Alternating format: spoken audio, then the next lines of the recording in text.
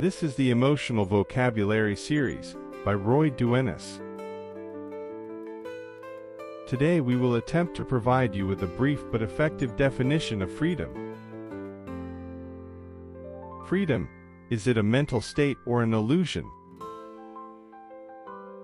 The question of whether freedom is a mental state or an illusion touches on deep philosophical, psychological, and socio-political issues. Here's a brief exploration of both perspectives. First, freedom as a mental state. Psychological perspective.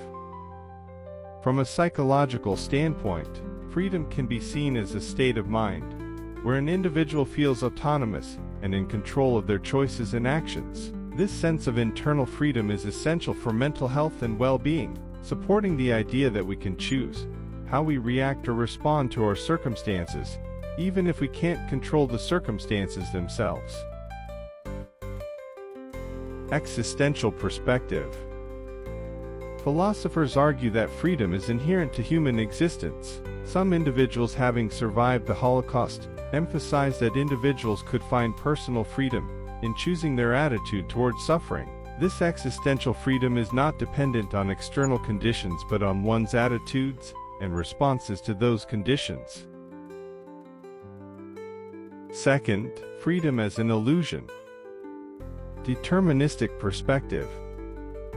Some philosophers and scientists argue from a deterministic viewpoint that all actions are the result of preceding causes, which could be genetic, environmental, or a combination, suggesting that free will does not truly exist, and thus, freedom is an illusion. This perspective holds that every decision is influenced by factors beyond our control. Socio-political perspective. In political discussions, freedom often appears as an ideal state, where individuals or groups are free from oppression or coercion. However, critics argue that societal structures, such as laws, economic systems, and cultural norms, limit this ideal, making true freedom unattainable. Thus, the perceived freedom within any given society might be considered an illusion, obscured by systemic inequalities and power dynamics. Each perspective offers a different understanding of freedom. Viewing freedom as a mental state emphasizes personal agency and the psychological experience of autonomy and choice. Viewing freedom as an illusion challenges the authenticity of autonomy and points to the influences, be they biological, environmental, or social, that shape human behavior in unseen ways. The debate between these views remains a central topic in philosophy, psychology, and the social sciences, reflecting the complexity of human nature and the societies we build.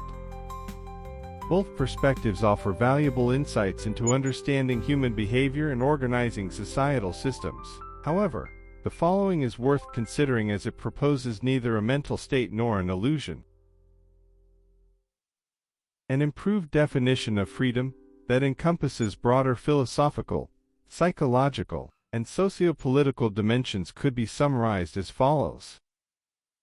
Freedom is the capacity to pursue personal development and fulfill one's potential within the constraints of social structures, and without infringing on the rights of others. It involves both the internal liberty to make choices based on one's values, desires, and beliefs, and the external absence of undue restrictions imposed by authorities or society, or worse off, self-imposed. Simply stated, freedom is the ability to develop yourself to your full potential. This definition offers several enhancements. First, personal development and potential. It retains the original focus on personal development and the pursuit of potential, emphasizing that freedom includes self-actualization.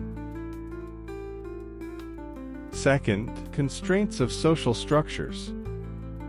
It acknowledges that freedom operates within a context, namely, the existing social, legal, and economic structures. This edition recognizes that absolute freedom is constrained by the framework of society and its norms, and most rigorously, by the system of belief of that individual. Third, rights of others.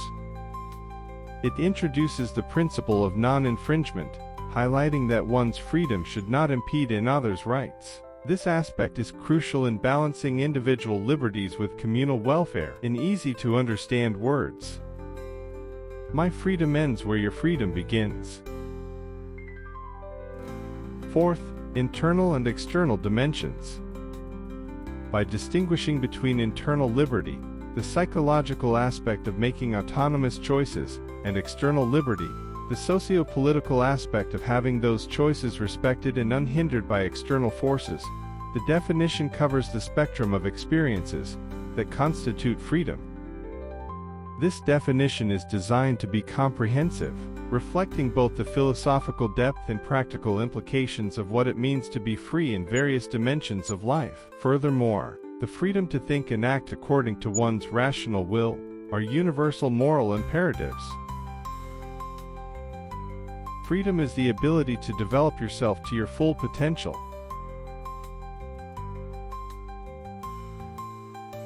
This was a short writing on freedom from the Emotional Vocabulary series by Duenas.